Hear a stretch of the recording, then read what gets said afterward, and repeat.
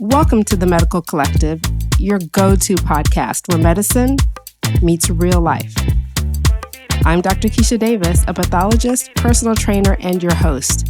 I will be joined by a vibrant team of doctors who are not just healthcare professionals, but artists, fitness enthusiasts, and advocates for change. Each episode, we dive deep into the world of medicine, from untold stories of the healthcare industry to the latest in medical advancements. We're here to bring your insights, answer your burning questions, and explore the art and science of healing. So let's get started and step into the world of the Medical Collective.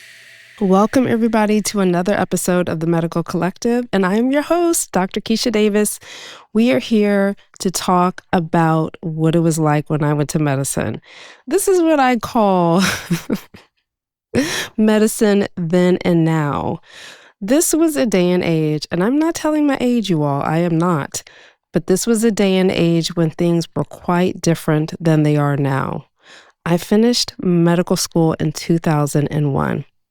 We carried pagers, not podcasts. We learned from textbooks, not TikTok. And if you wanted to look something up, you went to the library, not Google. In all truthness and honesty, this is about the evolution of medicine. Things have changed since I practiced and even when my father practiced. From handwritten charts and long call nights to AI, electronic medical records, and now even using ChatGPT, how we practice, teach, and connect with patients has changed. And I really believe we have too. I can say one thing, I am glad that I learned it the hard way. I don't think I want to go back to that, but it really made me the physician that I am now, and many of my colleagues as well when we laugh about it. So we're going to take a look into what medicine used to feel like and how it's transformed. So when I started medical school, yes, when I started it, everything was in textbook. Right when I was about to finish residency is when I saw some of the students coming to class with laptops, and I was so jealous. I'm like, what is this? This is not fair. We literally started with books. If you missed class, you know how you made it up? You had to make sure you got notes from somebody. There were not recorded conversations from the lectures. You had to be present. And here's the real kicker. Guess how you got notes? There weren't transcripts from the audio. You took the audio and you subscribed to what was called note service. So you could agree to pay to it. So if you missed a class, you would be part of the note service team. Each person took turns getting literally, now this is a cassette, a true cassette, unlike the other episode we had, where you would get a cassette and you would listen to the recorder and you would type the notes. Yes, you would type up the notes for the class. Some people did better than others. Some people did typos. They got lazy, tired, and that was how you got notes if you missed class. I am not kidding. I don't know how we made it through that. So if we missed class, we would hope that it was in the textbook or we had a good partner or friend that would give us the notes if we didn't pay for it. Because again, you're a medical student, you do not have the money, but that is how we got notes if we missed class. Yeah, note service. There also was this culture too that we did a lot of time on campus. There was nothing electronic, and we truly did go to the library. And the books that we carried around were literally the 1,000-page books. I would decide that day which books I was going to bring to class. If it was pathology, I was like, okay, I'm going to bring pathology, and then I'll take notes in the other class because the books were heavy. But I would literally highlight in the books when I didn't, so I didn't have to use note service, or I would fold the pages of the important parts. But that's literally how we learned. So if I had a test or I was going on a road trip, I was bringing heavy books with me. My mom, my friends at the time were always like, why do you always carry these books? Because I'm like, if not, I don't have access to the information. It was not online. We did not have books online where you could go and get the text and refer to it.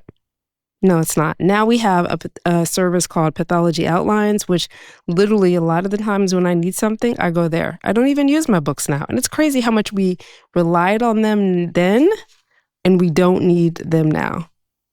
Now, let me not even get to residency. Now, some of you may see when you are in the hospital or visiting someone that the doctors or nurses come around with the laptops. Same thing in the office, right? Or they're dictating. We did not have that. You see how I have show notes? This is what we had. We had charts, and I do not have good handwriting. And I was one of them that even in medical school, when we were writing notes in the chart, we used to hope and pray that we could read what the doctor was writing.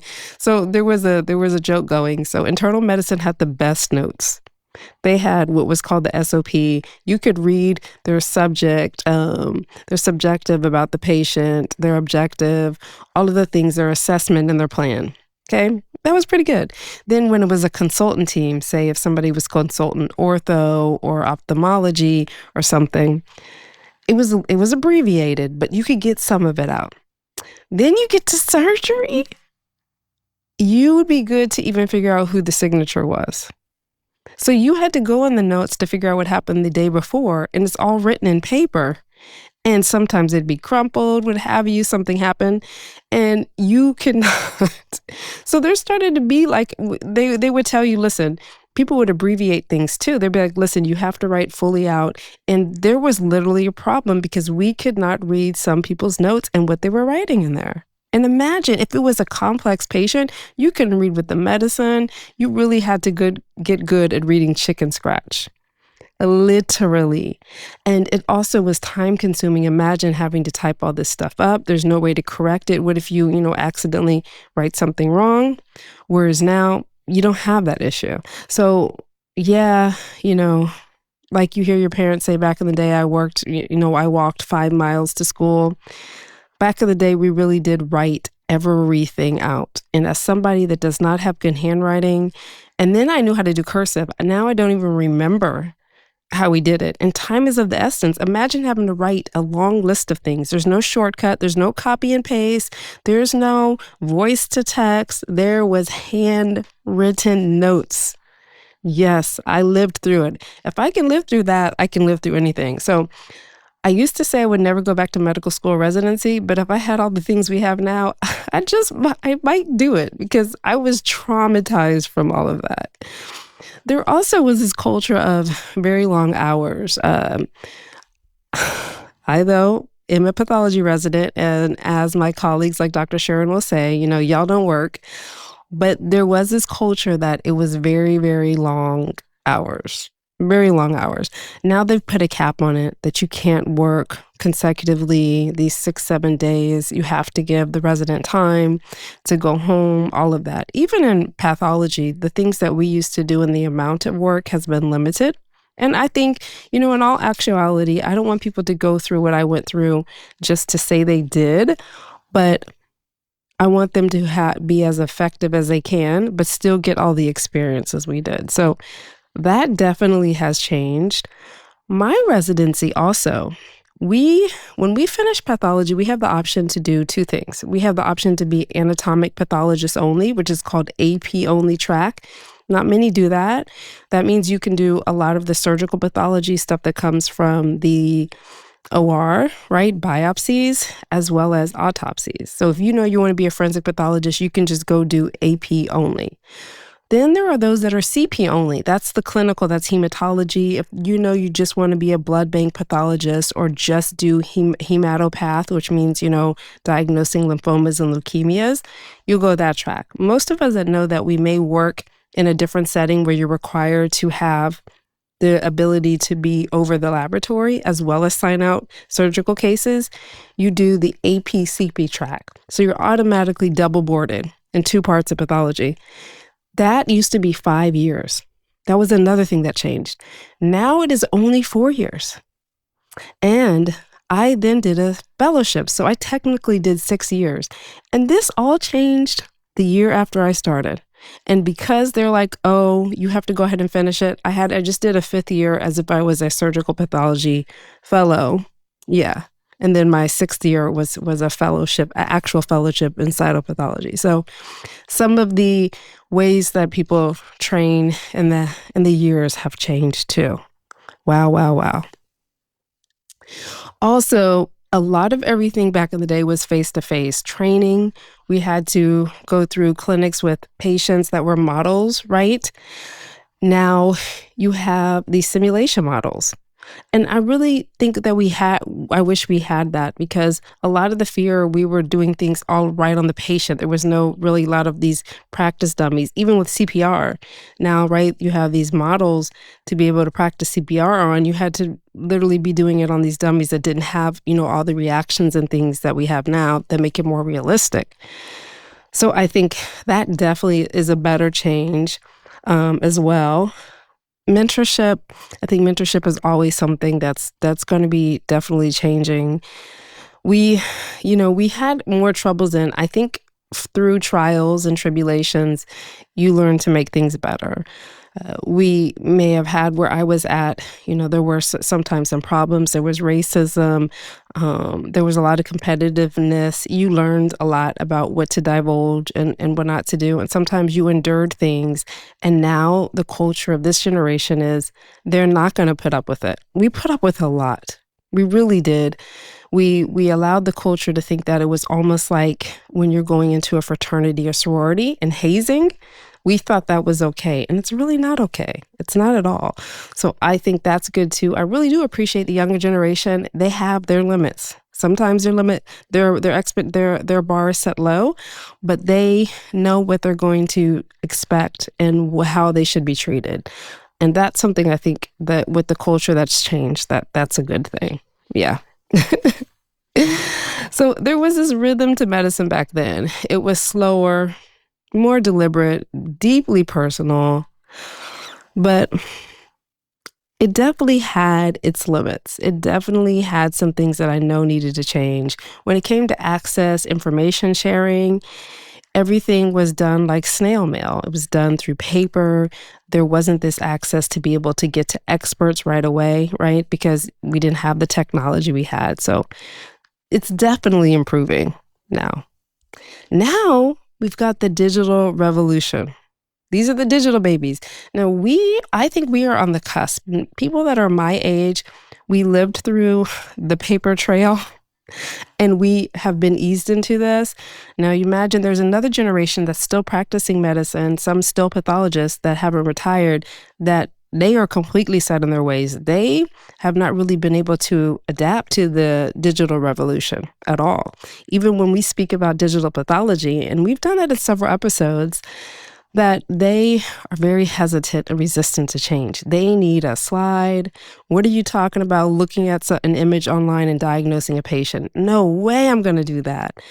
So there's been a resistance, but I'm telling you, you've got to get with the times. When you digitize stuff, then you're allowing the algorithms, the AI, to help you. Again, I will always tell you, when it comes to AI, I don't think it's going to replace us. And if it does, it's still going to need us. We need to get with it. And we actually have a leg up because we were part of the generation that did it the tedious way.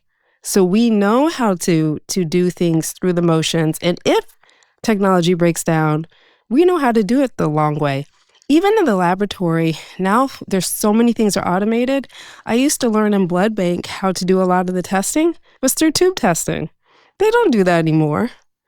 I remember that. We used to look at the culture plate. So many things are automated. And I'm like, oh, wow, now, the culture, the machines, they ding when something's detected. It's amazing. So if all that shuts down, I remember how to do it the hard way. So there has to be something said about learning that way and still being able to adapt to the change with digital revolution. Those paper charts, the days when we were doing autopsy in residency, you know what we had to go get? I showed you those papers. Imagine a notebook your child comes home to school with, just matted. We had to get, some people had long charts that were in the hospital. We had to get all of the charts.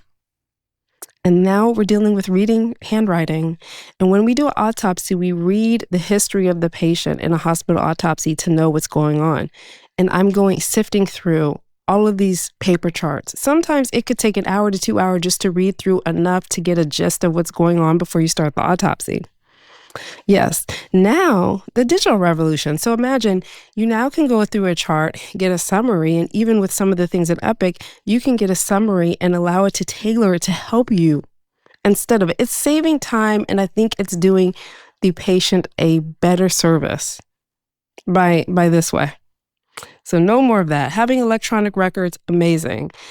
Integrating AI and technology, amazing. These diagnostic algorithms are helping us be more efficient and more effective. Even with image analysis, some labs are doing that more effective. We didn't have that. Everything, again, was slide pushing and sitting through a consensus conference, and that's how you decided to get to a conclusion. Even with what I've explained before, blood smears. If you happen to get your blood tested, right, maybe you go with a fever into the emergency room, they take your blood and they find out you have a very high white count, and it's not because you're just having an infection, but you could have leukemia, and you're at a small lab and the pathologist is somewhere else. I had to wait for them to bring the slide to me by courier. And if I'm off that night and not going into the hospital, it would wait till the next day for me to look at it and do a pathology review. Now with digital and everything that this new generation has access to, everything can be uploaded into the computer.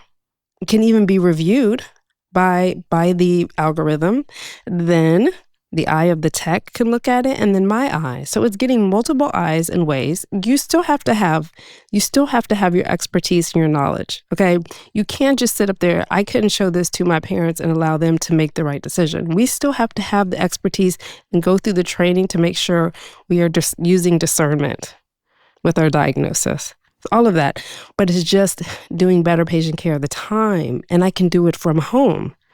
I remember radiology is so far ahead. I remember even when I was a child, my dad would sometimes be able to sit at home, and the computers aren't the same as now, just imagine, but he still was able to sometimes sit at home and get some of the images across the computer.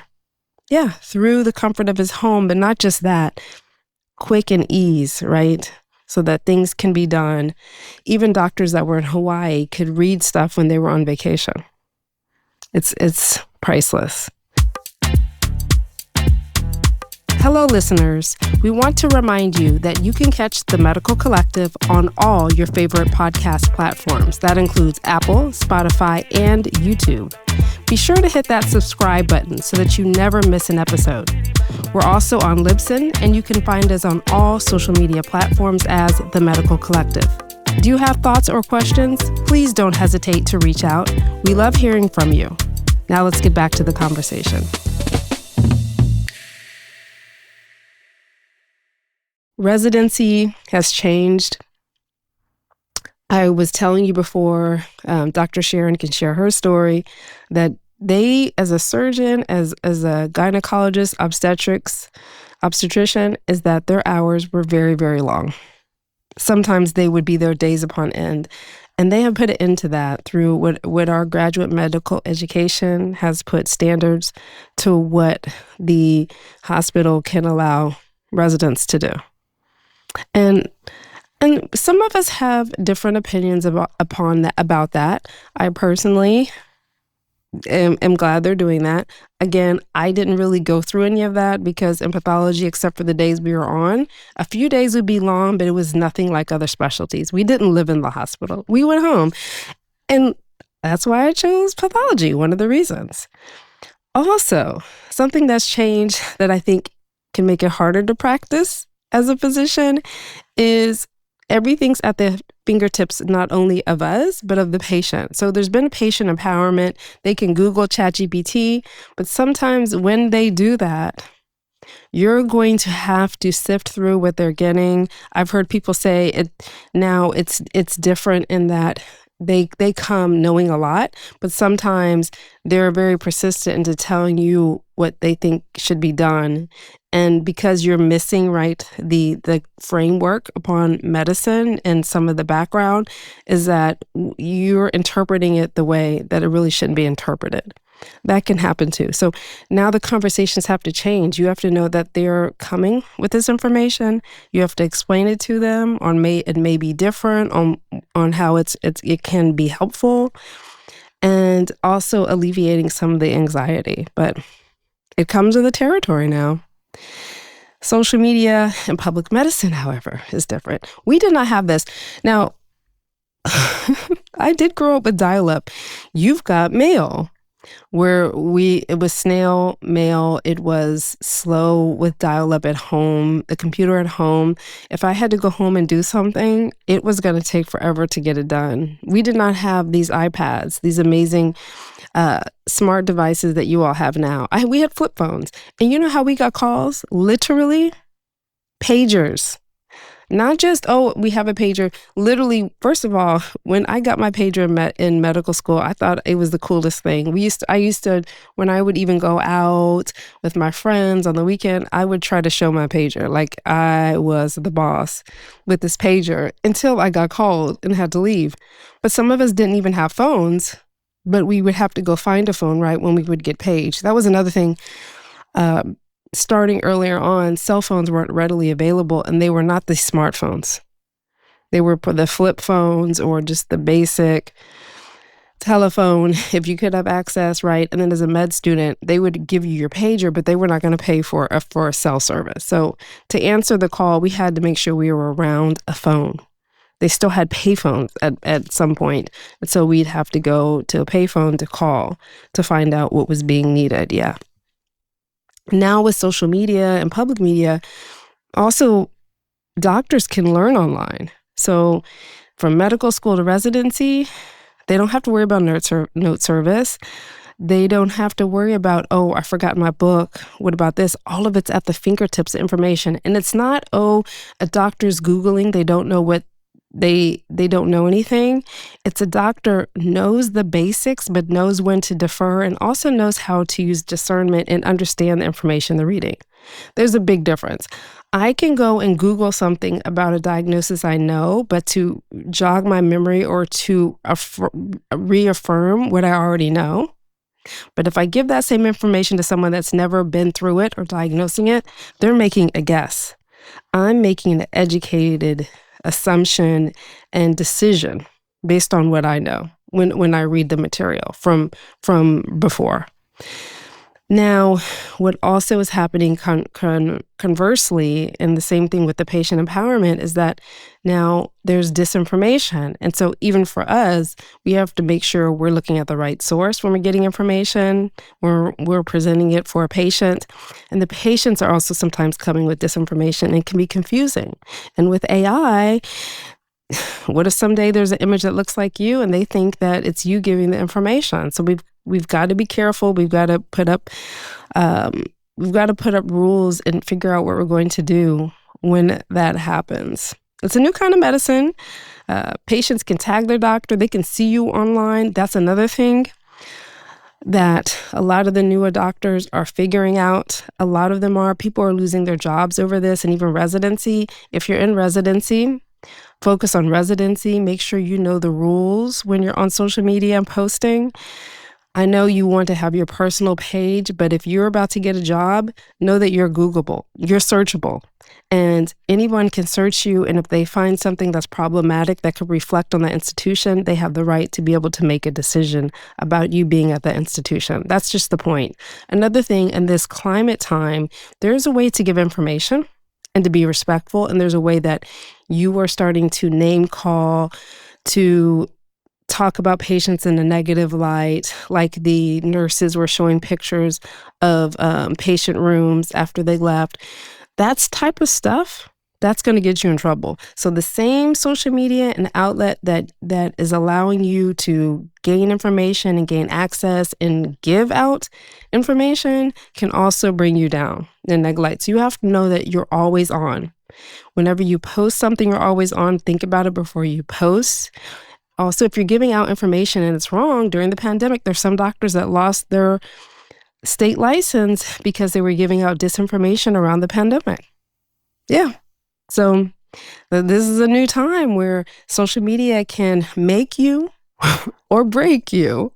And it's really up to your choice. We need to preserve compassion at all times, mentorship. You can mentor now electronically. Use critical thinking. Still don't forget about the face-to-face, though. not the screen to screen, but the face to face.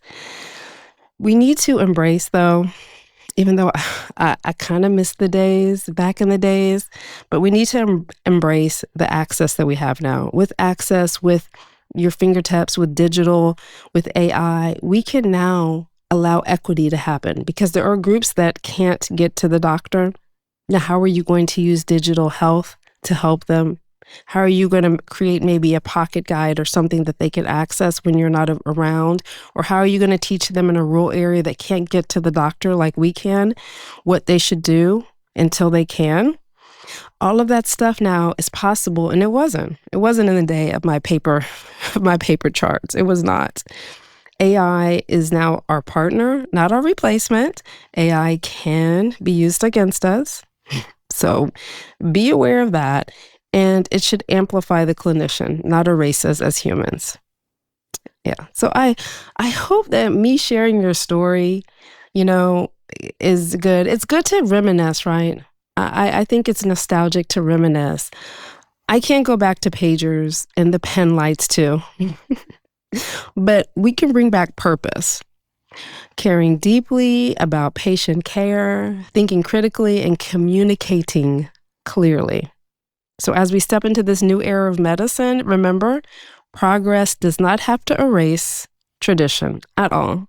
And we do not need to force people to endure what we did for the sake of it. The future of medicine isn't just in hospitals. It's also in the hashtags, and I've been using it as my voice on podcasts. But it's in the hashtags, it's in the headphones, and in the honest conversations that we have. If you found a doctor that you trust online that's giving information, especially in this day and age, continue to follow them. The Medical Collective, we will continue to do that through our podcasting, also our Substack page, our website, medical-collective.net. It will also be medical-collective.com soon. But for more on how doctors are connecting with patients, continue to follow up. Also, check out my previous episode on knowing your lab tests for more information. Everyone, stay empowered, and I will see you next time. Thank you for tuning in to the Medical Collective. We hope today's episode has left you with valuable insights and a new perspective on healthcare. Don't forget, follow us on social media for more updates and behind-the-scenes content. I'm Dr. Keisha Davis, and it's been a pleasure to share this time with you. Stay healthy, stay informed, and we'll see you in the next episode, where medicine continues to meet real life.